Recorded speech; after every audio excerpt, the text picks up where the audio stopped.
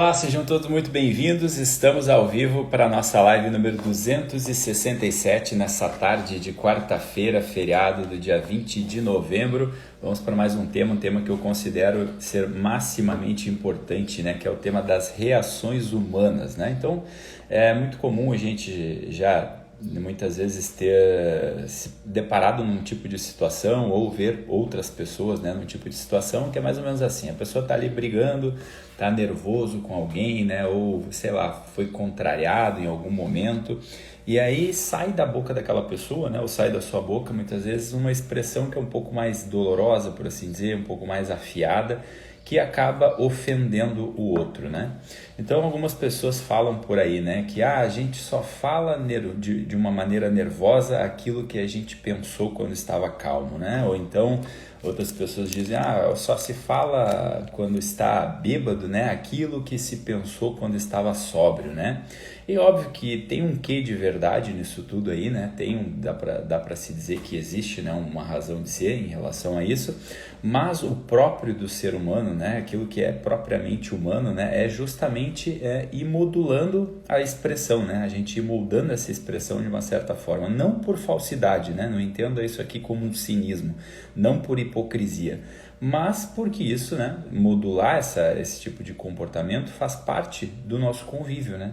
É um conjunto de possibilidades que aparece ali, e aí dentro desse conjunto de possibilidades, né, de agirmos de uma determinada forma, né, a gente pensa, né, pode pensar mil coisas, né, e o fato de pensar nessas coisas não significa que a gente queira, né, que por exemplo, né, um tipo de pensamento, eu quero que o fulano morra, né?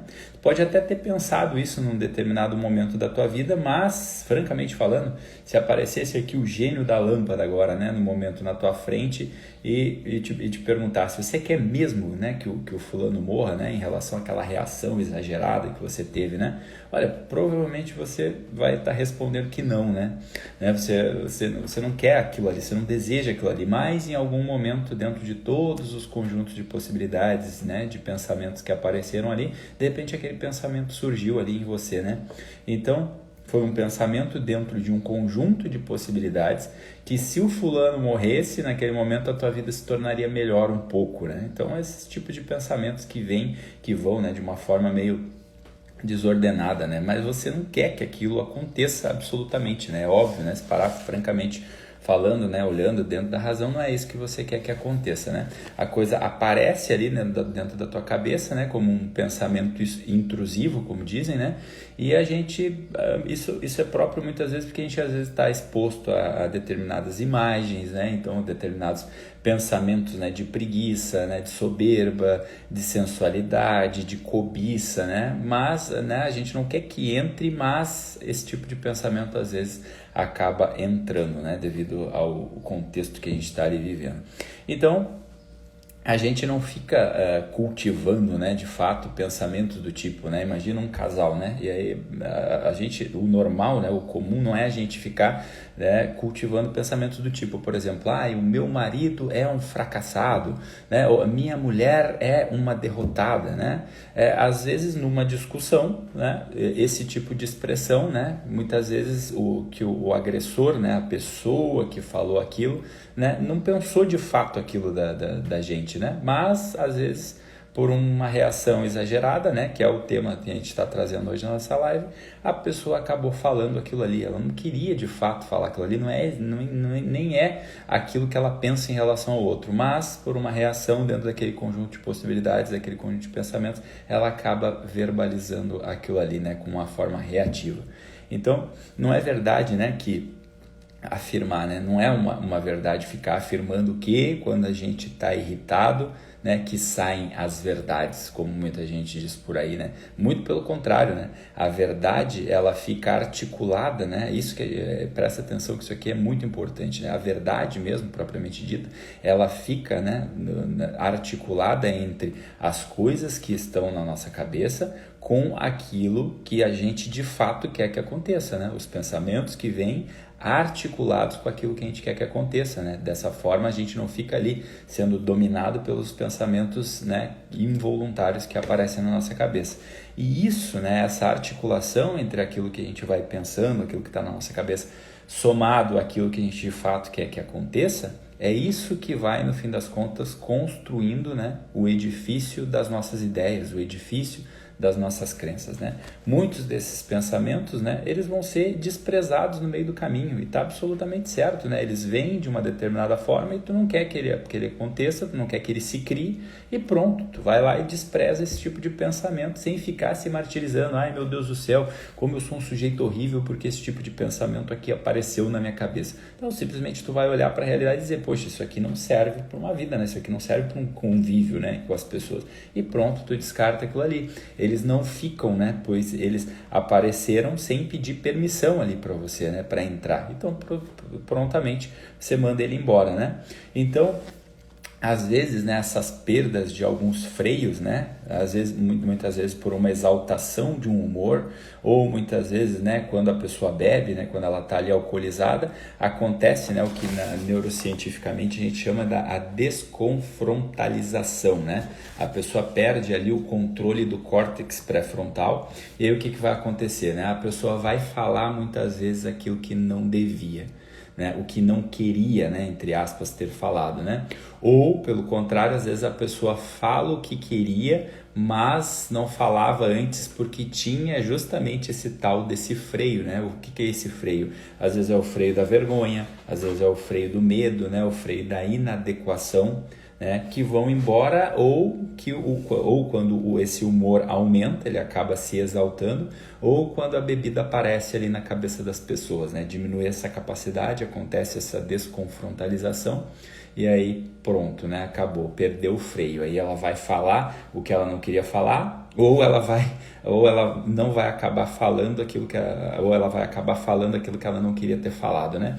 Então, o que a gente precisa entender aqui? Aí a gente entra propriamente no conteúdo para entender por que essas reações acontecem e como que a gente deixa de ser refém dela, né? Isso aqui é um conteúdo muito valioso, um conteúdo muito rico que vai ajudar a gente a sair dessa reatividade, a sair desse descontrole, desse destempero do qual a gente não consegue dominar essas reações, né? Então, imagina um bebezinho, né? Um bebezinho recém-nascido ali, uma criança ali ainda de colo, ela tá ali lidando, ela não tem ainda comunicação verbal, né? Ela tá ali ainda lidando com o que a gente pode chamar de pares opostos, né? Que é aquela sensibilidade, né? A sensorialidade, né? De dor ou de prazer, né? Esse binômio, né? Dor e prazer.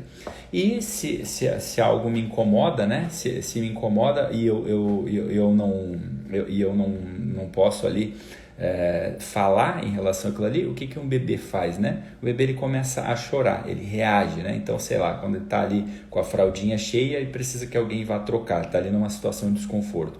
Ou quando ele está sentindo fome e aí ele precisa ali, né, da mamadeira, ele começa a chorar ali para ser atendido, né?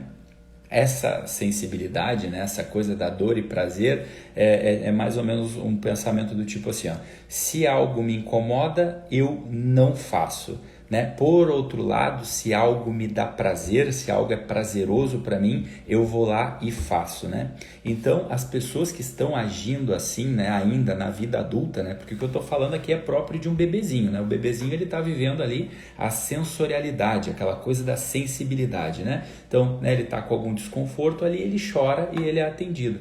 Só que quando a gente traz esse tipo de comportamento de uma forma inconsciente para a vida adulta, né, a gente está agindo ainda de um modo muito imaturo, né? Se o centro da minha vida, se o norte, né, aquela força que norteia a minha vida, é mais ou menos esse binômio, né? Esses pares opostos do tipo, se algo me incomoda, eu não vou fazer. Ou se algo me dá prazer, eu vou fazer imediatamente. Se esse é o centro da nossa vida, né?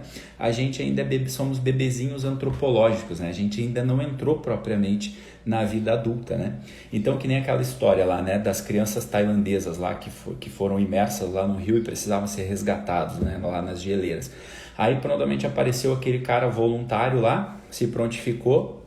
Ele ainda não era um cara da marinha, né? Ele ainda estava num período ali de quase se tornar alguém da marinha, mas ele ainda não estava ali. E o que esse sujeito fez? Esse sujeito ele foi lá e sacrificou a própria vida, né? É óbvio que aqui eu estou usando um exemplo totalmente extremo para ilustrar, né? Para que através do impacto a gente possa prestar atenção nisso, né? Mas esse foi um sujeito que sacrificou a própria vida, né? Para poder ir lá salvar. Ora, né? Mas qual seria o tipo de sensibilidade, de sensorialidade, né? De positivo que teria nesse sujeito fazer isso? Zero, né? Se ele fosse pensar no, não, aquilo que me incomoda, aquilo que é desconfortável, ele jamais se colocaria como voluntário para ir salvar a vida daquelas crianças, né? Ou então, que prazer que tem nisso, né? Qual é o prazer, qual é o tipo de hedonismo que tem nesse tipo de atitude? Zero. Qual é o prazer de entrar numa água com a temperatura abaixo de zero? Nenhuma. Ou seja, esse é um tipo de exemplo que a gente pode ver de alguém que não é guiado por esse tipo de sensibilidade, a sensorialidade, né? Então, da mesma forma que esse sujeito a gente pega como um exemplo extremo, na nossa vida também, muitas vezes, a gente tem aqueles sacrifícios diários que a gente precisa fazer, né? E que para que a gente possa viver esses sacrifícios diários, que muitas vezes é o que dá sentido à nossa vida, a gente precisa que a gente se prive de certos prazeres imediatos. Sem a gente se privar desses prazeres imediatos, que essa é a minha busca pelo prazer, ou então é evitar qualquer tipo de desconforto, é óbvio que eu acabo não conseguindo entrar na vida adulta de uma forma madura, né? Ora, o que são pais que acordam de madrugada muitas vezes para ir ali atender um filho, né? Que está com uma demanda, né? Que está ali de repente, né? Tossindo, que está de repente com uma febre, e um pai, né? Um pai ou uma mãe, né? Se privam totalmente do seu sono. Grande Edu Minato, presidente Criciúma, seja bem-vindo, meu irmão. Então, o que são esses pais, né? É óbvio que eles não pensam duas vezes. Eu vou me privar do meu sono, vou acordar aqui e vou lá levar o meu filho no médico, né? Isso é óbvio que é próprio de uma pessoa que não está olhando para aquela parte sensível do incômodo ou do prazer, né? O que é um jovem, por exemplo, né? Que está iniciando, por exemplo, um negócio, né? Iniciando ali um empreendimento, né? O que esse jovem, né? Mesmo muitas vezes tendo dinheiro ali para poder comprar aquela roupa bacana, para poder comprar aquela bermuda nova, né? Ou ir num restaurante mais caro para gastar, o que esse jovem olha e faz? Poxa, ele poupa, né? Eu preciso poupar para investir em algo que minimamente ele sabe, ele tem alguma certeza se vai dar certo. Isso é próprio da pessoa que já começa a entrar um pouco mais na vida adulta, na vida madura, né? Ele sabe fazer escolhas, ele não é guiado por aquele prazer momentâneo, né? Ele não é guiado por aquela recompensa, né? Que movimento é esse que faz com que a gente se prive desses prazeres imediatos, né? E aposte naquilo que, né? Naquele algo a mais que dá, de repente, sem ter certeza, pode ser que venha no médio prazo ou no curto prazo, né? E se aqui, esse tipo de atitude, por exemplo, né? Do empreendedor ou dos pais que vão ali socorrer um filho, né? Isso já é um movimento, né? Ou do afeto, né? Que a gente pode subir um pouco nessa escala, nessa dimensão humana, que a gente pode chamar do afeto ou do intelecto. A gente já não está naquela dimensão chamada sensibilidade, a gente já sobe um pouquinho mais na escala antropológica humana, que é quando a gente entra um pouco mais na dimensão do afeto ou na dimensão da intelectualidade, né? Dito simbolicamente, né? Representado pelo coração ou pela cabeça, né? Aquele outro movimento, né? Que eu falei anteriormente ali da sensibilidade, né? Aquele movimento da sensorialidade é um movimento mais ou menos assim, se tá frio, então eu não vou levantar. Se tá frio, eu não vou sair aqui do meu quentinho da minha cama, né? Se eu tô com sono, eu não vou despertar, né? Eu vou continuar aqui dormindo, ainda que eu tenha que trabalhar. Se eu tô com fome, eu já vou ali e vou comer imediatamente, e aí de repente eu tinha me proposto a fazer um jejum e não vou fazer, né? Então é mais ou menos essa primeira escala da sensorialidade, é a escala mais baixa no nível antropológico humano, né? Que é quando a gente não resiste aos prazeres, a nossa busca é o tempo todo pelo prazer ou é evitar algum tipo de desconforto, evitar algum tipo de dor, né? É um movimento, né? Que importa, é um movimento que a gente pode chamar, dizer que é um movimento importante, é um movimento interessante, sim, que existe em todo ser humano, óbvio. Não estou aqui querendo levantar uma bandeira, não, vamos abrir mão e abdicar de todos os prazeres e vamos viver uma vida masoquista onde a gente só quer ali, né, viver coisas desconfortáveis. Não é disso que eu estou falando. Isso faz parte da constituição humana, isso faz parte, né? Existe isso, né? Isso não só existe, como é importante e é interessante. Agora, o que a gente não pode de maneira alguma é dizer que o ser humano, ele é feito disso, né? O ser humano, ele não é feito disso, né? A gente tem que saber cultivar isso nos momentos mais adequados, né? Aqueles momentos adequados onde a gente vai estar buscando ali o prazer, aqueles momentos adequados onde a gente vai estar ali evitando algum tipo de desconforto, né? Agora, se isso, né, é uma pauta na nossa vida, se isso de fato é uma pauta na nossa vida, aí a gente vai acabar tendo uma vida muito infeliz, por assim dizer, né? Se a pauta da minha vida é buscar o tempo todo aqueles prazeres que já me dão um retorno imediato, ou ficar evitando qualquer tipo de desconforto, ainda que exista um compromisso ali me esperando, é óbvio que no fim das contas eu vou viver uma vida triste, né? Porque esse tipo de demanda é algo que é mal pagador, né? Que mais cedo ou mais tarde é algo que vai ser tirado da gente. A gente está o tempo todo buscando coisas que não são perenes, né? Que acabam perecendo com o tempo, né? Então, por que a gente vai estar, né, onde a gente vai acabar se colocando, né? Em qual lugar a gente vai acabar se colocando quando a gente está buscando uma vida assim? A gente vai estar, presta atenção que isso aqui é muito importante para a gente conseguir entender isso, né? A gente vai estar numa vida que existem exigências de uma vida adulta, porém agindo com ações de um bebê, né? De um lado tem as exigências de um adulto e por outro lado tem as minhas ações de um bebê, né? São instalações de uma vida adulta, porém as minhas motivações são motivações de uma criancinha, né? Então é claro que isso aqui é receita para neurose, né? E o amadurecimento, né? O amadurecer, né? Às vezes começar, é quando a gente começa de fato a dar ouvidos, né, para as coisas que estão no nosso, como eu estava falando simbolicamente ali, do nosso peito e da nossa cabeça. Ou seja, existem juízos, né, juízos de valores dos quais eles são superiores, né, são essas motivações superiores da qual eu estava falando, né, e a gente precisa dar atenção a elas, né? A gente precisa dar atenção a esses juízos mais superiores, a gente precisa saber disso, né? Nem sempre a gente vai pautar as nossas ações em cima daquilo que a gente gosta ou em cima daquilo que a gente não gosta.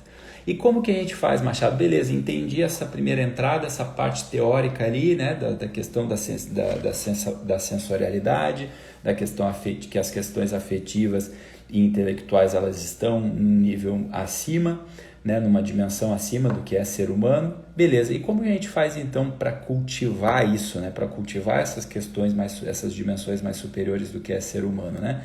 Uma das formas que a gente tem para cultivar isso, né, é começar a formar o nosso afeto que está nesse nível intermediário, né? E como que a gente forma esse nosso afeto? Bem, os adultos eles podem formar os seus afetos, né, de modo mais adequado se eles conseguem aprender a se vencer, a vencer a si mesmo, né?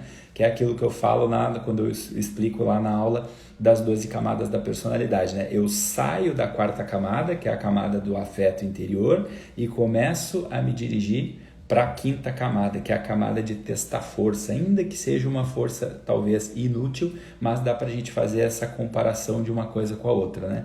É quando os adultos começam a formar os seus afetos, quando eles começam a se vencer. Quando a gente começa a se vencer, a gente começa a sair um pouco dessa parte sensorial e começa a ir um pouco para essa parte afetiva, né? Essa é a forma que a gente consegue formar os nossos afetos. E na prática, como é que a gente faz isso, né, para formar esses nossos afetos? Se a gente consegue, né, se colocar voluntariamente, né, aí isso a gente pode fazer de uma forma ativa para conseguir formar esse hábito, né, que vão nos deixar nessa dimensão um pouco superior. Se a gente começa a se colocar voluntariamente, colocar coisas negativas, por assim dizer, né, coisas que não são tão prazerosas, coisas pouco dolorosas talvez, né, no nosso dia a dia. E aqui, ó, volto a dizer, né, longe de ser masoquismo, né, é óbvio que nenhum ser humano gosta de sentir dor, nenhum ser humano, isso é evidente, né, exceto os masoquistas, que aí realmente eles têm algum desvio, né, mas é que a gente está falando de uma vida absolutamente normal, uma vida comum. Se a gente começa pouco a pouco a ir negando esses sentidos, né, essa busca o tempo todo por prazer, essa busca o tempo todo por evitar algum tipo de desconforto, a gente começa a se habituar em relação a isso, né? Poxa, sei lá, de uma forma muito simples, né? Eu tô com um pouco de frio e eu não vou me cobrir imediatamente ali, eu vou aguentar, né? Eu posso aguentar aguentar um pouco mais, né? Sei lá, eu tô com um pouco de fome e eu não preciso comer exatamente agora, né? Eu posso deixar ali e aguentar mais uns 40 minutos sem reclamar, né? Então, sei lá, aí entra aquelas coisas, né, que virou meio que banalidade, porque parou ali no discurso dos gurus, mas se a gente olhar propriamente na vida prática, é algo totalmente que dá para fazer e que consegue regular esse tipo de situação, né, que é o café sem açúcar, né? Você não consegue vencer 4 segundos de um gole de café sem açúcar, ó, não dá para se esperar que tu vai vencer muita coisa na vida, né? Sei lá, o banho frio, né, que é aquela coisa também que muita gente leva pro lado mais gurusesco da coisa, que eu não gosto, mas de fato essa coisa do banho frio é uma forma de abdicar de um prazer. Não significa que tu vai tomar pro resto da vida banho frio, mas um momento do teu dia ali que tu entra debaixo de uma água fria durante 2 minutos, 3 minutos, isso é um tipo de situação que tu se coloca voluntariamente numa situação de desconforto. Qual é o grande resultado disso? É que ao longo do teu dia tu para de reclamar, tu deixa de reclamar porque tu pensa, poxa, se eu não reclamo ao entrar debaixo de um banho frio aqui de 2 minutos, eu não vou reclamar de alguém que me olhou de cara feia, né? Porque isso é muito inferior comparado ao desprazer que se tem de tomar um café sem açúcar ou de entrar debaixo de um banho frio. Só para a gente exemplificar aqui, né, formas voluntárias de a gente sair desse domínio da sensorialidade, né? Então, essa é uma forma, né, da gente conseguir fazer esse movimento, né? A gente começa a negar pouco a pouco ali a nossa sensibilidade, né, essa parte sensorial, e a gente começa a acessar as dimensões mais superiores do ser humano, né? Começa a acessar ali o afeto, né? Uma coisa que pode fazer permanecer, que pode nos fazer permanecer nas atitudes, né? É essa paixão que eu tenho pelas coisas, né? Eu já saio do movimento ali do afeto e da sensibilidade, da sensorialidade, e começo a me movimentar pela paixão, a paixão que eu tenho pelas coisas, né? É aquele desejo, é aquela simpatia que eu tenho pelas coisas ou pelas pessoas, né? Eu posso começar a entrar nessa dimensão, né? Ainda que tenha um gosto desagradável, ainda que tenha uma sensação incômoda física, mas eu posso permanecer nessa situação. É o exemplo que a gente deu dos pais que acordam ali na madrugada para poder, né, socorrer o seu filho. É a sensação do jovem empreendedor que está ali economizando ali aquele dinheiro para apostar em algo maior. Essa é o tipo de paixão, né, o tipo de amor ali em relação a um filho, em relação a um negócio que a gente queira, e para isso a gente vai tornando isso superior às sensações físicas, né? A gente já não dá mais bola para aquele incômodo físico porque existe algo chamado paixão, ou desejo, ou simpatia, que a gente tem que estar num nível superior. E por fim, quando a gente vai ascendendo, né, de ascender, né, de ir para um nível superior nessas dimensões antropológicas do ser humano, a gente vai chegando naquele nível mais superior que a gente chama que é a inteligência. A inteligência é a maior de todas as faculdades humanas, né? Então é a inteligência que nos faz o quê? Nos faz compreender os conceitos, né? Os conceitos imateriais, né? Conceitos de quê? Conceitos de fé, de lealdade, de honra, de nobreza, de justiça, né? Essa inteligência é que vai nos norteando, né? Fazendo com que a gente entenda o que é o certo e o que é o errado. A gente consegue perceber esses conceitos de nobreza, de justiça, de convivência, de empreendimento, por assim dizer, né? Porque, veja, o que é empreender, por exemplo, né? Para a gente conseguir empreender, a gente precisa se livrar de uma série de demandas corporais imediatas, né? O empreendimento, né, se a gente for pegar ele como exemplo, é um jogo totalmente de médio para longo prazo, né? Não é um jogo de curto prazo, né? Porque grande parte das pessoas não conseguem empreender, né? Porque elas estão sempre atentas às dimensões do curto prazo. No curto prazo não convém para ninguém, né? Nunca convém empreender, né? Se o meu olhar é de curto prazo. É sempre melhor, por exemplo, para quem tem o pensamento de curto prazo, você pegar o dinheiro, né, que você tem e ali comprar uma pipoca, comprar um sorvete, comprar um cachorro quente, porque aquele bem que você irá receber, você vai receber ele imediatamente. Para empreender, não. Para empreender, você precisa abrir mão dessa mentalidade de curto prazo e começar a pensar em um benefício que tu possa ter no médio e no longo prazo, né? No médio prazo, a gente está falando desse afeto, né? No médio prazo, a gente está falando de simpatia, no médio prazo, a gente está falando da paixão e a gente está falando de desejo, né? Ou então, quando a gente fala da inteligência, que aí sim, aí é um jogo que a gente pode falar que é um jogo de longo prazo, né? É o arco do tempo de longo prazo, né? Ou onde a gente consegue entender, né, que as coisas que têm valor para a gente, né, onde a gente consegue entender as coisas que de fato têm valor para a gente, né, a gente consegue entender os conceitos que têm valor para a gente consegue entender o que a gente quer de fato da vida, né, o que quer ser, né, o que quer fazer, o que quer ter, como que a gente vai servir aos demais. Então, é assim que a gente vai ascendendo, né? Ascendendo mais uma vez, né? De ascender, de subir, né? De ir indo para escalas superiores, né? Assim que a gente começa a ascender nessa escala humana da maturidade da qual eu estava falando, né? A gente vai se livrando dessas demandas sensitivas imediatas e aí vai começando a trabalhar mais essa paixão que está no nosso peito para poder acessar finalmente, né, o nível mais alto, que é o nível da intelectualidade, né, que vai chegar nessa paixão, né, esse nível da inteligência, ele vai chegar nesse nível abaixo, que é das nossas paixões, e vai conseguir dividir ali, né, o que permanece e o que não permanece, né, o que tem valor perene, ou seja, o que dura para sempre, ou aquilo que não tem valor perene, que vai ser descartado, né, no curto prazo, né, o que é um conceito e o que não é um conceito, né. Esse conceito serve para cada um de nós que deseja amadurecer, né? Refletir sobre a própria vida, né? Ver onde está errando e aonde não está errando, né? A nossa educação formal, infelizmente, ela dá poucos recursos, né, para que a gente possa aprender, né, a investigar esses movimentos do nosso peito e da nossa cabeça. Pouquíssimos mesmos recursos, né? Então, uma das coisas que eu estou fazendo aqui, que eu busco fazer aqui todo santo dia, é dar mais ferramentas, né, para o nosso autoconhecimento, para a nossa autoconsciência, para a gente entender, né, onde é que a gente está no fim das contas em relação a isso e o que a gente precisa reunir para que a gente possa chegar onde a gente quer chegar, né? Então, se a gente consegue fazer isso, né, eu acredito muito que a gente pare de reclamar, né, que a gente pare de ficar somente nessa escala da sensibilidade, da sensorialidade, né? Se a gente para de reclamar, se a gente consegue, né? Se a gente fica reclamando ali, que é próprio de quem está ainda naquela dimensão da sensorialidade, da sensibilidade, né? A gente só atrai o quê? A gente só atrai reclamão para o nosso lado também, né? A gente não atrai uma pessoa que preste no fim das contas, né? Quando a gente está ali só reclamando, né? Só vai se interessar pelos nossos problemas, né? Pelas nossas reclamações, quem tem mais reclamações do que a gente, né? Por quê? Porque na primeira oportunidade, né, no momento seguinte, ele também já pode, né, se sentir no direito de ir ali e reclamar também, né?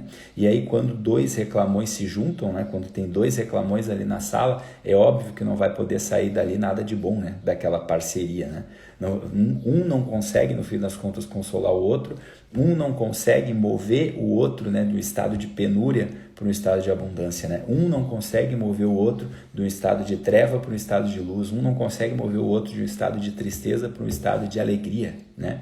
Então, parar de reclamar é um excelente material, é uma excelente ferramenta para a gente começar a se mover nessa direção da qual eu estava falando, dessa dimensão. Dessa forma, né? Saindo dessa dimensão da sensibilidade, da sensorialidade, onde tudo, né? O centro da minha vida é a busca por prazer, ou evitar ali um tipo de desconforto. Quando eu começo a me mover, a sair dali e vou ali para uma dimensão mais do afeto, né, do meu coração, ou da inteligência, que é da minha cabeça, da minha razão, aí sim eu começo a não ser, eu passo a não ser mais um sujeito reativo, né, que fica reagindo com tudo. Aí eu vou ser uma pessoa que vou ter atitudes mais adequadas no momento de uma briga, no momento de uma discussão, no momento onde tem alguém falando algo que de repente eu não concordo, eu vou conseguir fazer coisas ter atitudes, né, com que eu não vá me arrepender depois, eu não vá ficar ali olhando para aquilo e pensando que besteira eu fui fazer. A gente sai desse domínio, dessa sensibilidade, desse domínio reativo. Isso, no fim das contas, eu diria que é uma aula para a gente conseguir ter domínio sobre as nossas emoções, sobre o nosso autoconhecimento, né? Acho que isso consegue resumir muito bem, né? Explicar o porquê, o motivo de algumas reações muito inadequadas e também, né, eu procurei trazer aqui um itinerário, né, uma forma, né, prática, né, sem ficar somente no campo filosófico, mas também trazer de uma forma prática maneiras, né, formas da gente conseguir sair de um domínio e entrar para o outro. Então, por isso, espero que tenha sido útil, né? Assista essa aula mais vezes, compartilhe com mais pessoas. Essa foi a nossa live número 267, nesta tarde de quarta-feira. Ainda voltaremos aqui hoje para nossa live número 268. Então, uma ótima tarde de quarta a todos, um bom feriado, fiquem com Deus e até a próxima. Tchau, tchau.